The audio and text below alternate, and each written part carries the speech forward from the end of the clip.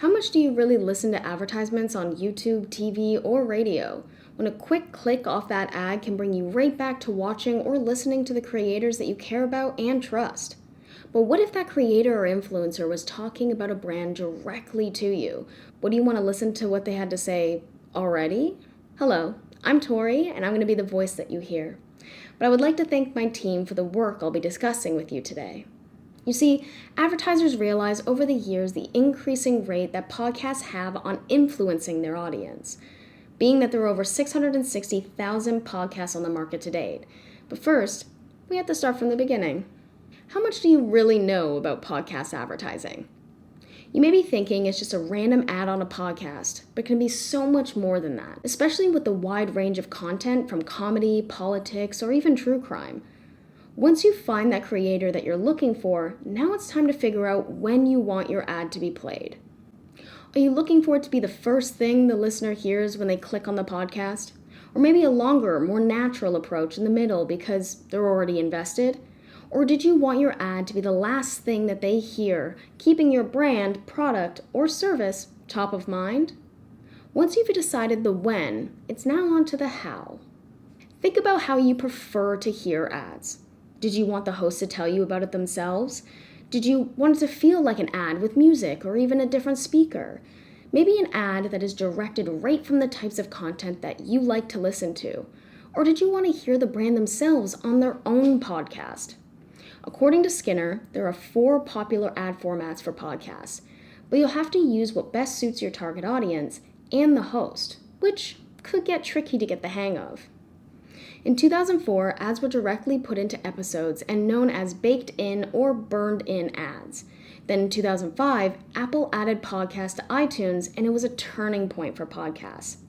In 2013, dynamic ad insertion was developed, also known as DAI. These ads were produced separately from the podcast episode and inserted after being downloaded by the listener.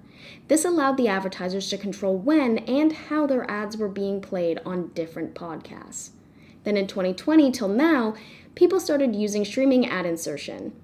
This is similar to DAI, but the ad impression is recorded in real time, allowing advertisers to gain accurate insight on ad impressions. The reason podcast advertising is trending so much is because the scale of customers you can reach, the trust of the podcaster to the listener, and the recall of the product or service. A study on super listeners done in 2020 showed that the recall from products was the highest over digital, social, or TV channels, making it a hot commodity in the advertising world. But people do have their preferences.